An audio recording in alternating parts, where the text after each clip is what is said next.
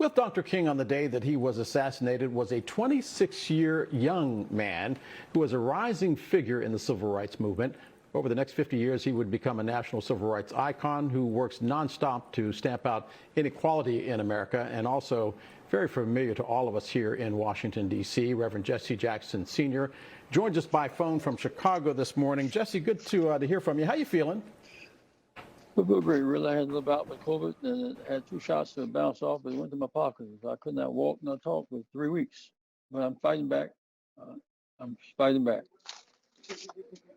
I am amazed at how you continue to fight the good fight. I have seen you on the front lines, the Ahmaud Arbery case, but I want to talk about Dr. King today. Your thoughts on this, on what would have been his 93rd birthday? You know, I can only go on how he spent his last birthday. I was with him at 68. His last birthday, we had a modest lunch at Pasco's.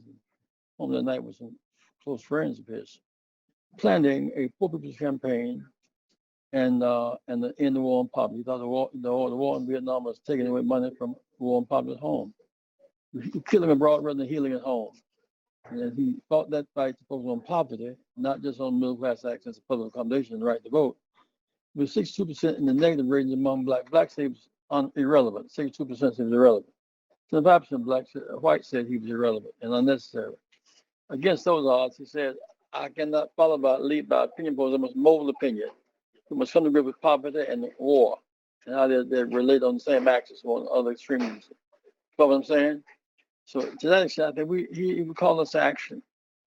I'm convinced that we should go come April 4th, assassination, we should go to West Virginia, Charlotte, Virginia, all the coal miners who need community colleges.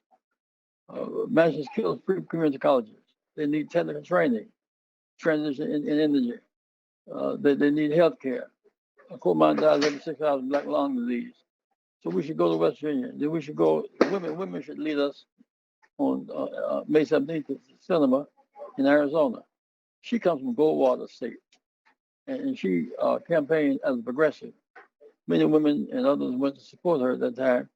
She is not turning her back on us. She's betraying our struggle. The mansion and cinema should be part of us. We had to move from Thurman, had to move those bigots.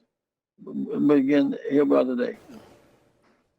Hey, Jesse, one of the questions that came up on my show this morning was whether or not Manchin and Sinema are friends of Black America. Your thoughts?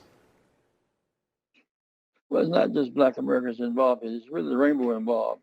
When you cut community college, there are more whites in community college than blacks and browns. They are part of the upper class.